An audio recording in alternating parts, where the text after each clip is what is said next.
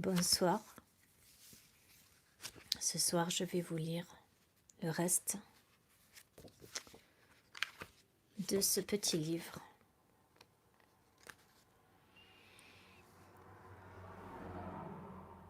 Good evening. Tonight I'm going to read you the rest of this little book of the introduction on homeopathy.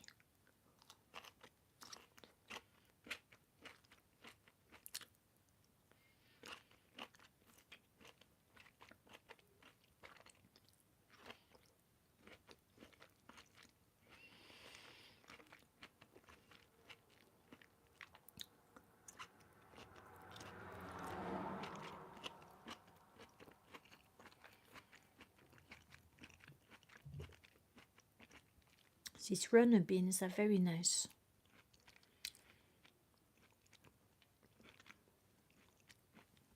My friend grew them and brought me a kilo today.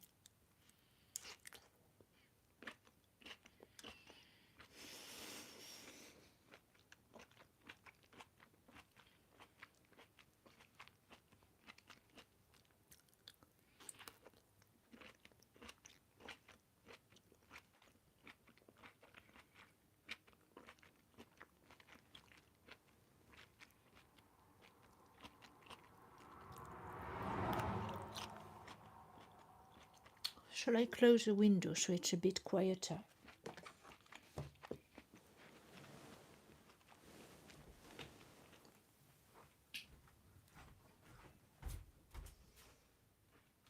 Oh dear.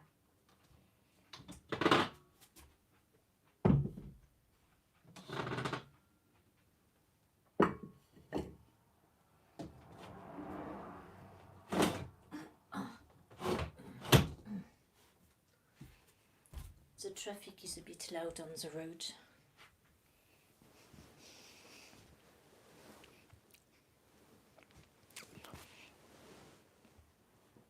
Hey, where have you gone? You were there a second ago. Come back, I've not finished reading yet.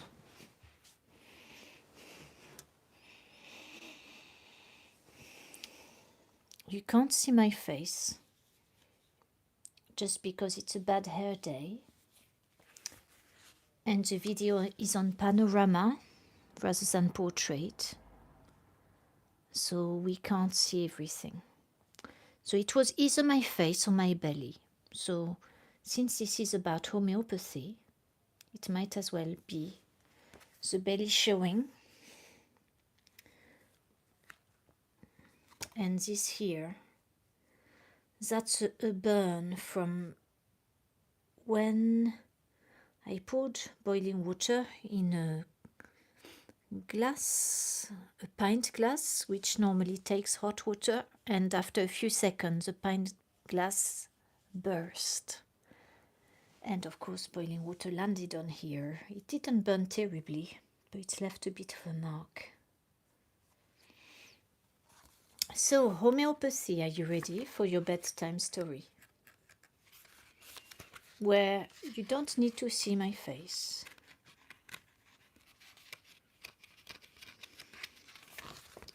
So we have read the first part of this book.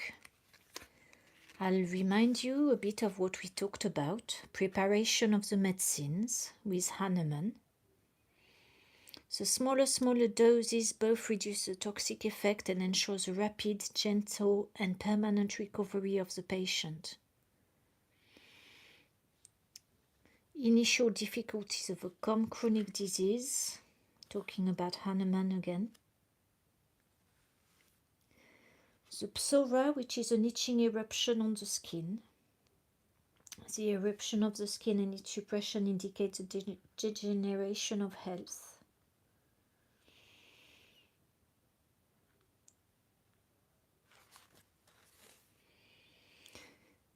And then there was the direction of cure, from the head down into the arms, down into the abdomen, down into the legs.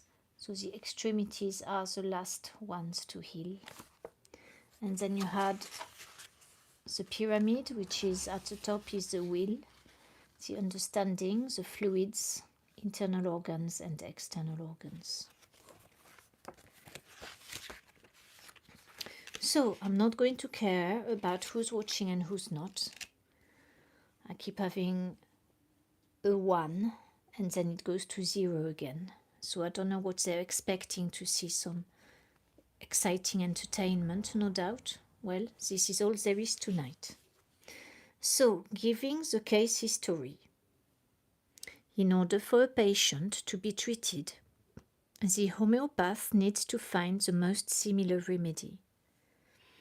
First, the patient must give a full description of all his complaints. From a homeopathic point of view, all the symptoms of the patient should be examined. This should include physical, intellectual, and emotional symptoms in family, work, and social circumstances. All friction or difficulties in any aspect of life are seen as connected to the person's health. The location of the symptom, what it felt like, the time that the symptom occurred, in which situation it is better or worse, like sitting or lying outdoors or outside.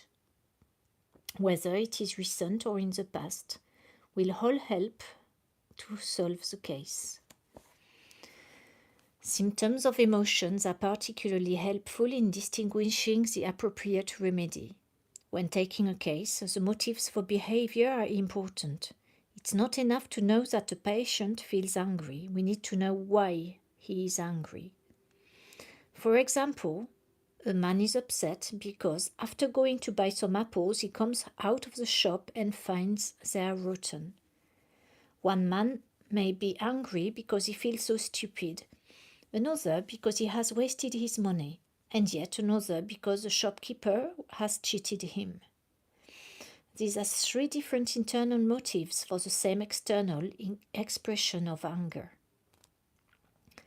Details such as the time of day and the season when symptoms have occurred are very useful to the homeopath, as well as their frequency and intensity. In the provings, certain medicines will have produced symptoms only in the morning or only in the summer or only every 2 weeks. Any dreams that are remembered should also be noted, as well as thoughts and what one imagines may or may not happen. After the patient has given his case, the homeopath may need to ask further questions. It may be of help to talk to friends or close relatives about how they observe the patient, who may be unaware that he grinds his teeth, sleepwalks, or has a twitching muscle, or other idiosyncrasy. In the time of pregnancy and whilst the baby is being breastfed, the mother and infant are considered one unit. Symptoms of both are then considered as one, and the remedy can be given to the mother as the infant receives the medicine through the milk. Stress. This is a much overused word nowadays and can describe a multitude of emotional and mental states. If a patient says he is stressed, this doesn't really tell us very much. We need to know what he feels and why he feels it, and in which particular way. Stress brings to the surface a weak point or problem that is already within us. Different individuals react differently to the same stress. So in order to understand the patient's case, we need to know what his unique reaction and symptoms are in this stressful situation.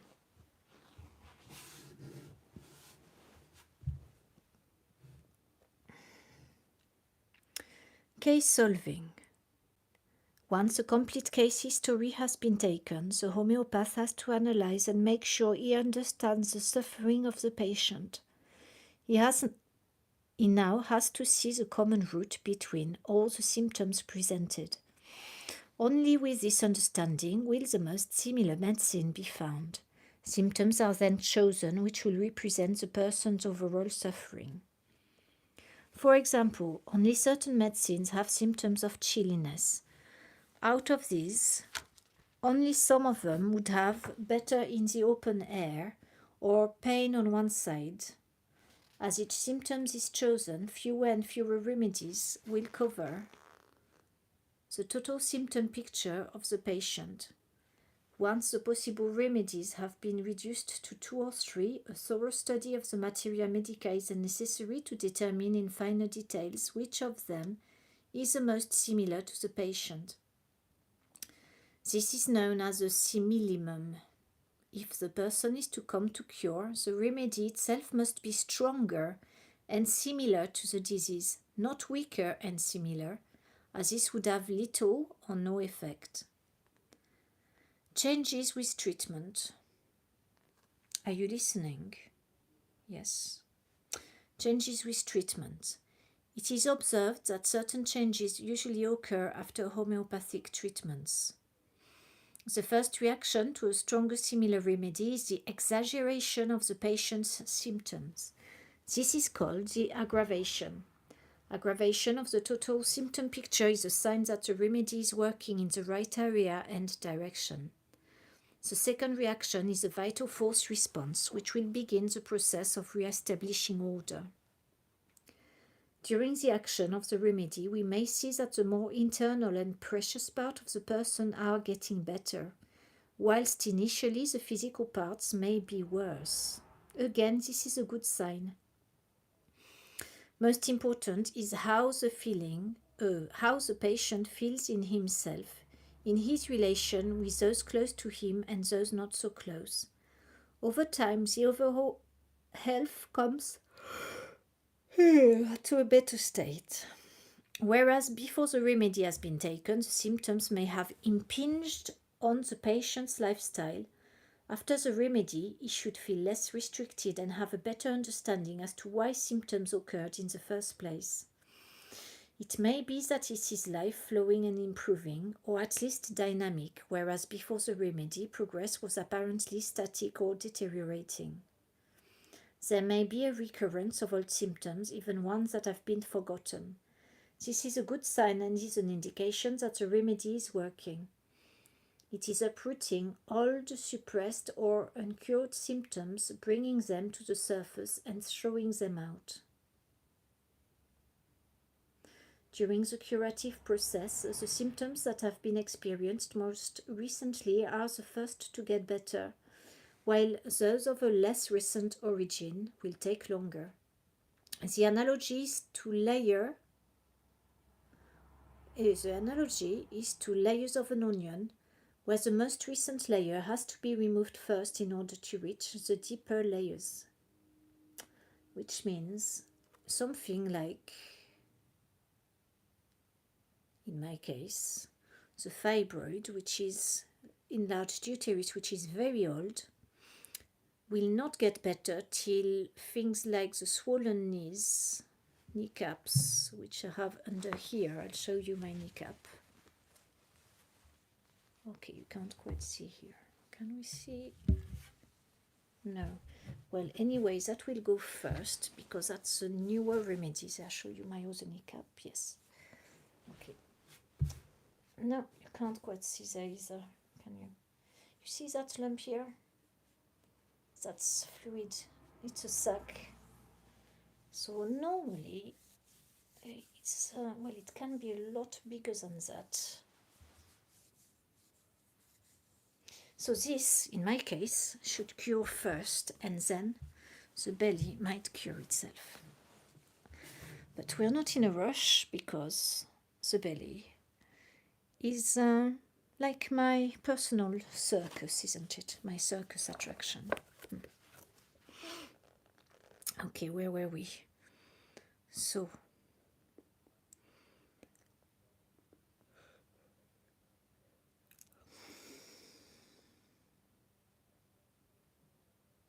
oh yes, we've read about the old symptoms.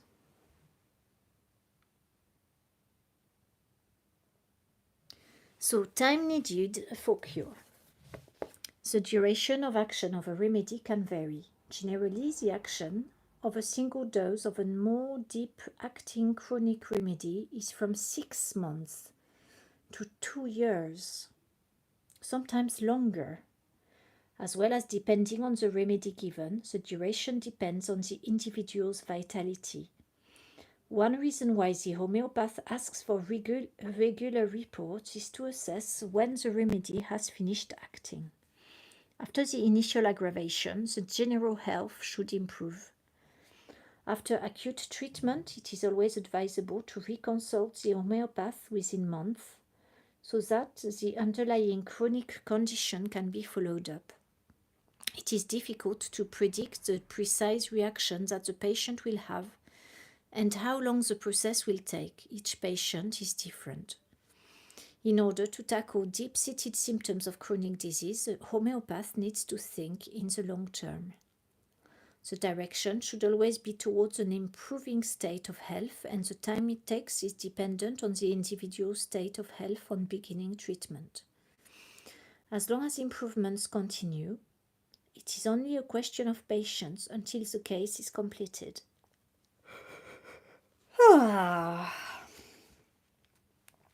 The time it takes to bring an improved state may also depend on the following factors.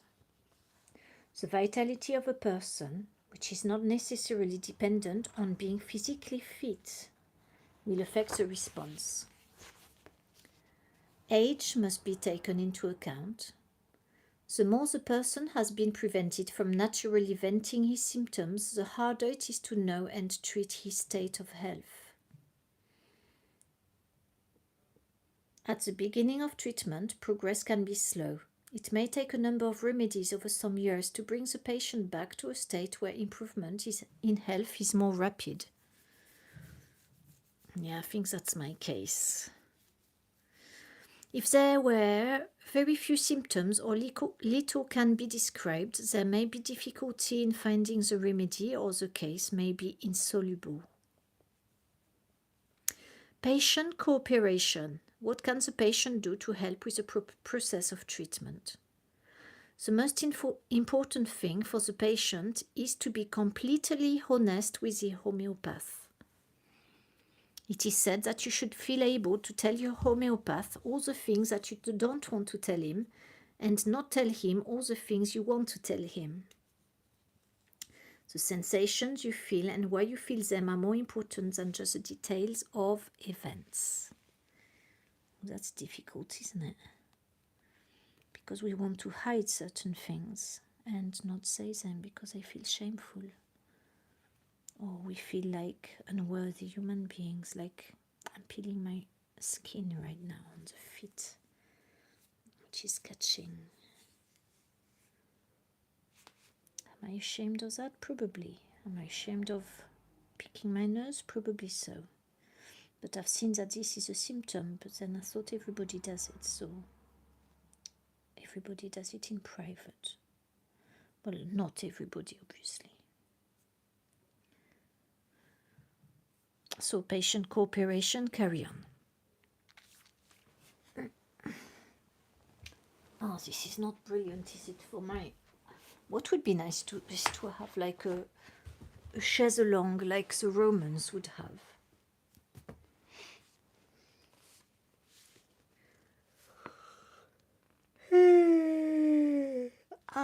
It's rather nice. I can be on my own, doing a live.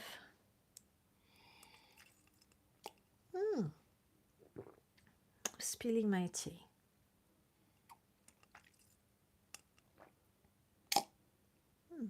I've never noticed the mouth movement when drinking before. I'd like to find a yoga exercise for this. This is really bothering me this year.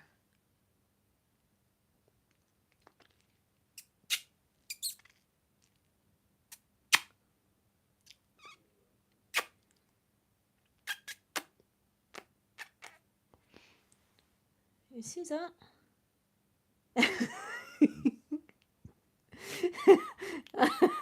This. You know, it's so ridiculous, isn't it? Ridiculous to worry about our external experience, like how we perceive ourselves. So, patient cooperation. The patient follows the homeopath's instructions of how to take the medicine. For instance, it's important not to touch the medicine. It may be necessary also to take it in water or to place it dry on the tongue. There may be an optimum time to take the remedy. This is usually a time when the symptoms and suffering are at a minimum so that any aggravation by the medicine is minimized. The patient follows the homeopath suggestion on diet and lifestyle. Usually these are to reduce the possibility of antidoting the remedy or to conserve the vitality of the patient during treatment. Occasionally there are certain foodstuffs or agents which may act as antidotes because of their medicinal qualities. Other things may disturb the action of a particular remedy and should be avoided. As a general rule, it is best to leave the remedy to do its work without interference from strong stimulation of the mental or physical sphere. This includes strong smells, spices, strong films, or emotional disturbances.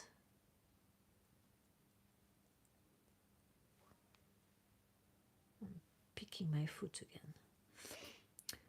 It's generally better if the patient tries to follow the natural rhythm of night and day, but not going to bed too late or by sleeping late in the morning. Diet should be as simple and healthy as possible and include seasonal produce grown locally. Coucou Emmanuel Macron, says au bon tweet français. Coucou au bon tweet. If the patient has any query as to what is or is not advisable under treatment, he should always consult with the homeopath before acting. So the homeopath must have a big amount of repertoire of knowledge. The patient should send detailed reports as often as requested. This is so that progress can be monitored. Without these reports, the homeopath cannot answer any questions that may suddenly arise. They are precise indications of the curative agent, of the curative action of the remedy. And without feedback, no assessment of progress can be made. There may be many reasons why any particular thing is disturbing. This should be reported. A graph of daily symptom changes can be useful.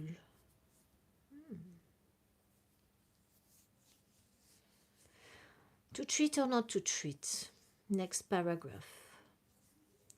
Not every patient is suitable for homeopathic treatment. There are many factors that the homeopath has to consider before taking on a patient and agreeing to treat him. The most important of these is the level of vitality of the patient and his ability to react curatively to a remedy. If the person has had many suppressive treatments prior to seeing the homeopath, such as extensive surgery or long-term use of medications, the prognosis is less favorable. However, if he has led a fairly simple life and has avoided medicines for every small troubling ill, he is more likely to have preserved his vitality and therefore be better able to respond to treatment. It must be emphasized that every assessment is individual.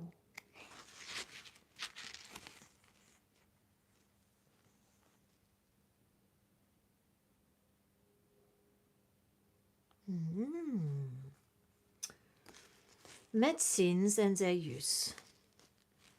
Today there is much muddying of the waters as to what is medicine and what is not. From the homeopath point of view, it is simple. A medicine is anything that can alter the patient's symptoms.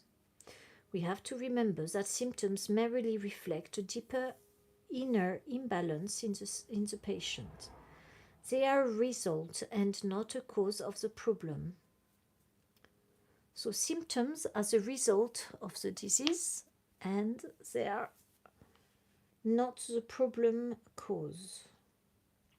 They are the result.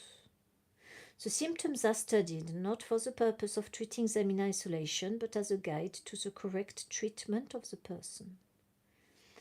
There are two choices. Either to believe that each individual symptom exists with no deeper cause and has no connection to other disturbances in health. This allows the use of separate medicines to suppress individual symptoms and the subsequent changes to be seen as unrelated. The person is now viewed as being made up of unconnected parts. I have to reread that because I read it. It's not gone in my mind at all. So, two choices with medicine and their uses believe that each individual symptoms exist with no deeper cause and has no connection to the disturbances in health, which allows the use of separate medicines to suppress individual symptoms, and the changes, consequently, to be seen as unrelated. The person is viewed as being made of unconnected parts. Or to treat the whole person and see the total symptom picture as a reflection of the inner imbalance. Each symptom is just a small part of a bigger picture of the health of the patient. One remedy then covers all the apparent separate parts at one time. We can think of this in terms of working with a vital force. Several principles then apply in the use of medicine. If we are working with a vital force, we see that it has brought the best balance possible in the present circumstances. We do not use medicines to interfere with the external symptom picture brought about by the vital force. So we do not interfere with the symptoms in homeopathy, or we should not. And those who do would be homeopaths that work in a very modern way, which is a way to suppress symptoms. Once a homeopathic medicine has been given, the homeopath sees the dynamic changes in the symptoms as a guide to tell him what is happening with the patient. If these symptoms are interfered with, the feedback is now distorted. We do not know what brought about the change, there is confusion, and the message cannot be trusted. So, the situation is now more complex and difficult, and the prognosis is worse. Without interference, any change is from the interaction of the remedy and the vital force only. We can trust the reports of symptoms. Homeopathy is an exact science. All symptoms are the result of the vital force bringing about discharge to relieve the more internal and delicate parts. Any attempts to stop this will interfere with the process of discharge. The homeopath sees the vital force trying to clear what is disturbing in the patient. Colds, diarrhea, and skin eruptions enable the person to have a good clear out. Anything that prevents this clear out, i.e. anything medicinal, means that the rubbish remains and a build-up begins. After a while, other areas become affected and the local area can no longer deal with a storage problem. The vital force will try and discharge elsewhere. The second best choice for throwing out the rubbish is always on a more internal level and is more life-threatening. If you cannot clear your kitchen waste out through the back door, it will start to build up in the living room. The vital force monitors and responds to all changes in health. If anything interferes with the symptoms, the vital force will respond to this change by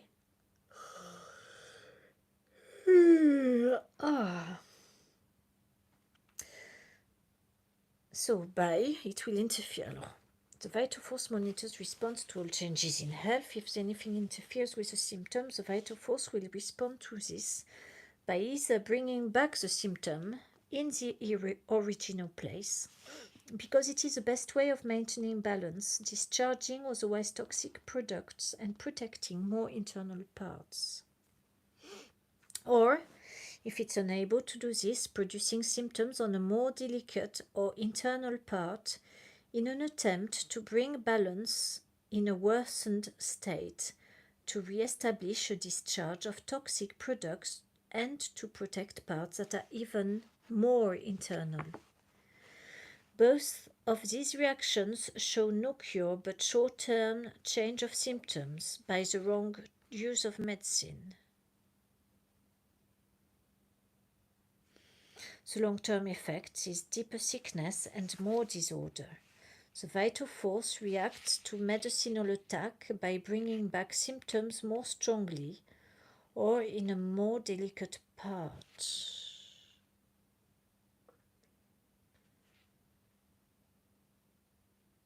See, I always thought the uterus growth was a sign that my body was storing something toxic, which I could not allow it to express naturally out through the skin. And it became then something internal. They do say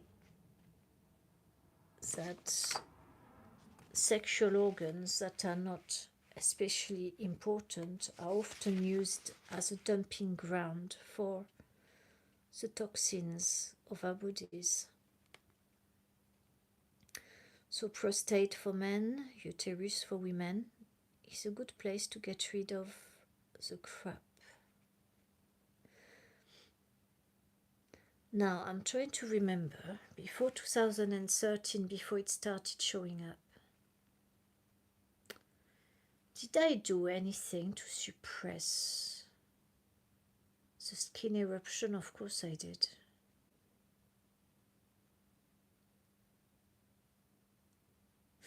I was treating my toenails with antifungal things. So everything I could find really I would put on there. And also my thigh. So it didn't really work, so the fungus never died. But something went internally.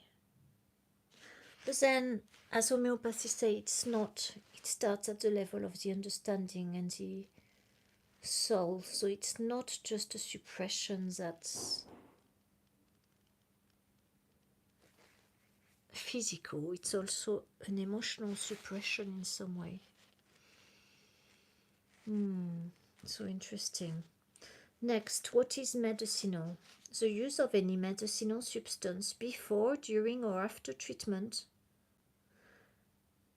can confuse or antidote homeopathic treatment. It's why homeopaths prefer a patient not to be under any other regime. This includes many things that are today described as harmless, free from side effects, or merely food supplements. Vitamins, herbal teas, cod liver oil supplements, evening primrose oil, green-lipped mussel extract, hormonal supplements, ginseng, mint sweets, coffee, cannabis, and many other popular substances can all have a detrimental medicinal effect.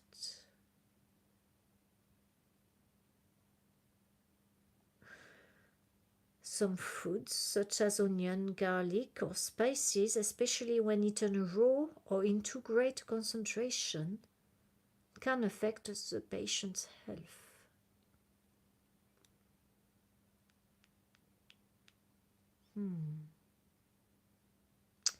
I've had a capsule of evening primrose oil twice since the remedy.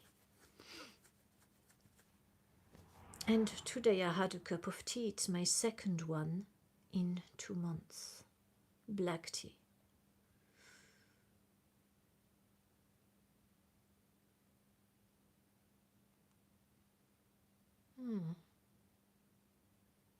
Coffee, I've not had coffee, but I've had to taste a bit of coffee chocolate. Did I? No, that was before the remedy. I've had raw garlic. I've not had raw onion though, because it did tell us that it shrinks the mind. Because the raw onion it removes water, it draws water out. So he said that it's not good for the intellect. Too much raw onion dries out the brain.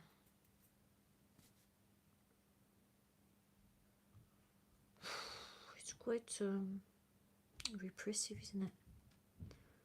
No cannabis.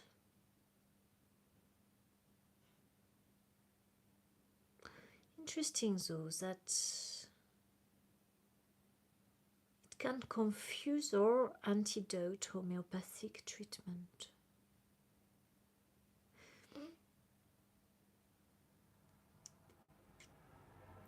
I'm having to think about that for a minute. That the use of cannabis might have been confusing.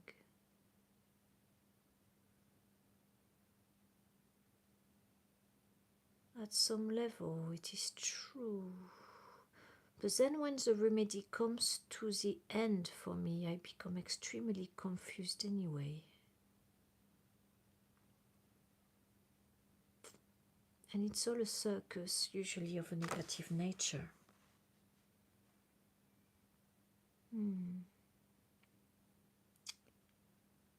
So interesting, isn't it?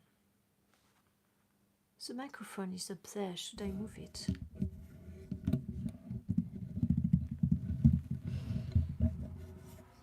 So let's carry on reading. There's only 2 pages now. Well, 1 page really.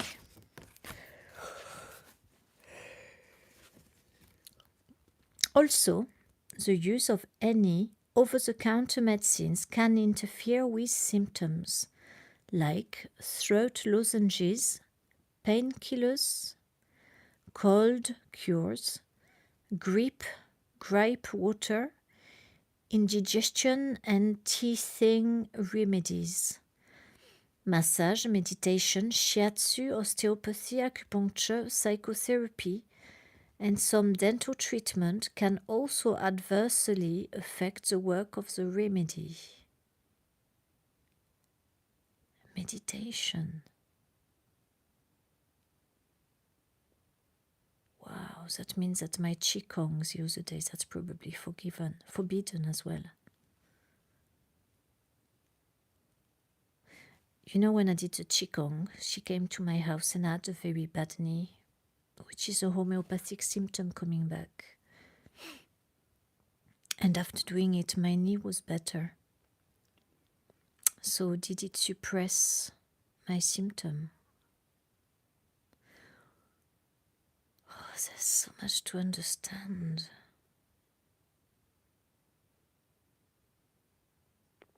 Because I didn't do it to cure the knee and we hardly did any exercise. I told her I had a bad knee and we did most of it sitting. All we did was work on the hands and pull them a little bit and bend them one by one while breathing. As I said before, that's just something that anybody would do.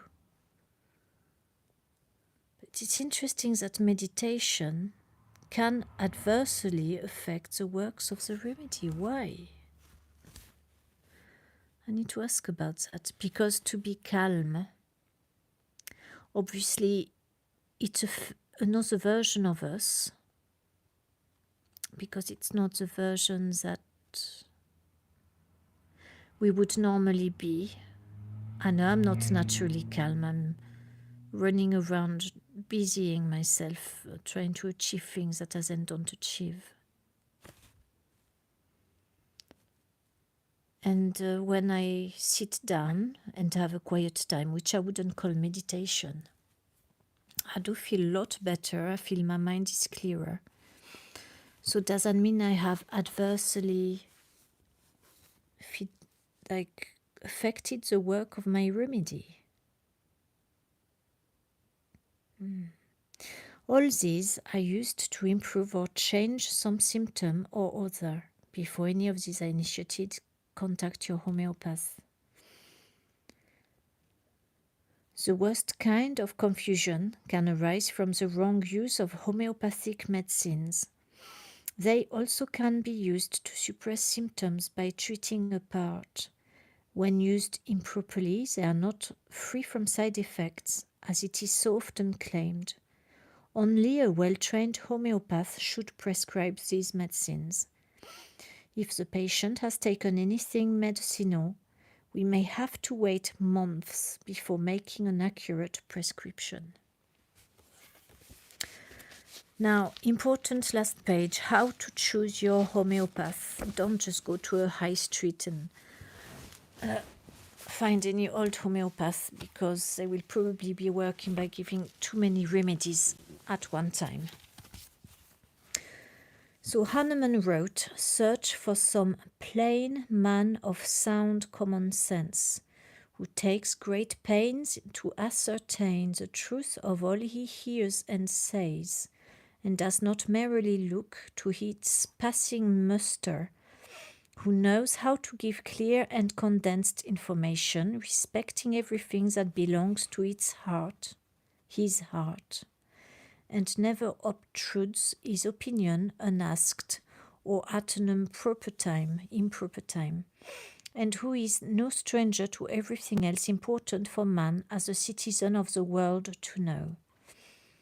More especially, let the man you choose be one who does not show temper nor gets angry, except when he beholds injustice, who never turns away unmoved from any except flatterers, who has but few friends, but these men of sterling principle, who listens attentively to the complaints of those who seek his aid, and does not pronounce an opinion without mature reflection, who prescribes but few, generally single medicines in their natural states, who keeps out of the way until he is sought for, who is not silent, respecting the merits of his colleagues, but does not praise himself, a friend to order, quiet, and beneficence. One more word before you finally fix on him.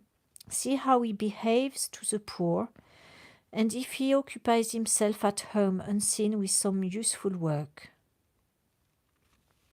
From Hahnemann's lesser writing on the choice of a family physician. With this in mind, there are some questions that could assist in the search for a homeopath. Do they practice after the manner of Hahnemann and Kent? Have they studied in detail the organon and the chronic diseases by Hahnemann? How long do they spend with the patient? Most consultations require 1 to 2 hours. Do they write out the symptoms in more than 5 or 6 lines and keep comprehensive records?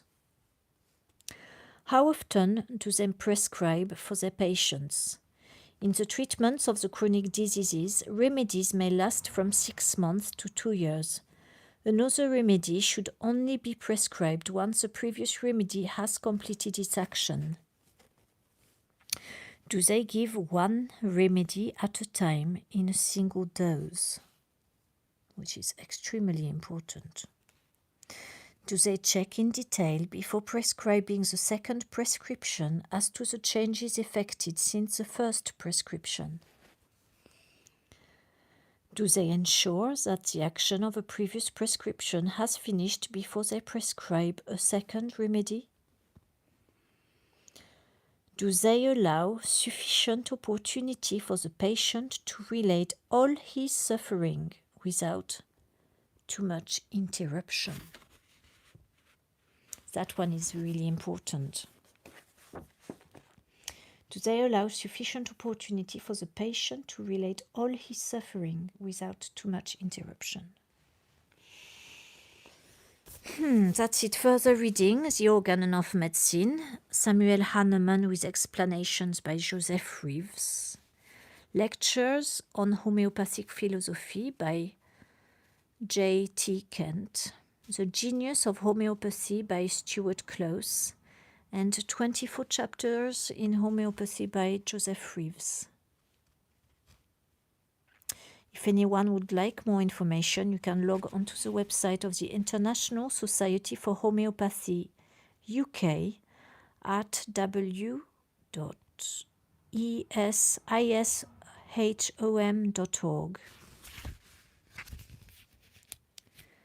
I hope this reading will help you understand homeopathy a bit more. It certainly has helped me very much. And now I'm going to finish my dinner. It's 10 o'clock, isn't it? It has been very interesting. But now it's a bit chilly, so we'll say goodbye to the guest in a minute after the bean.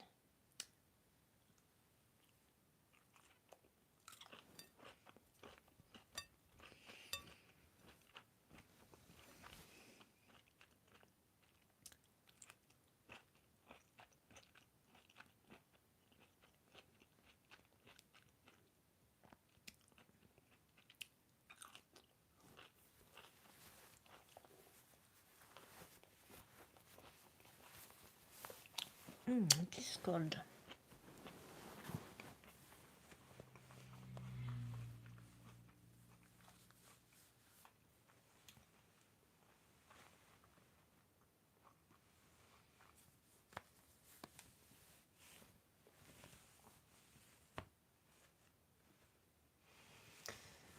Ah, 40 minutes.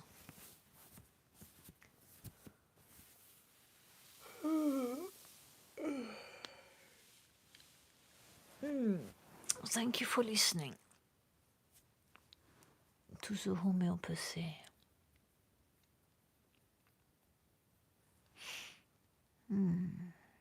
Interesting, isn't it?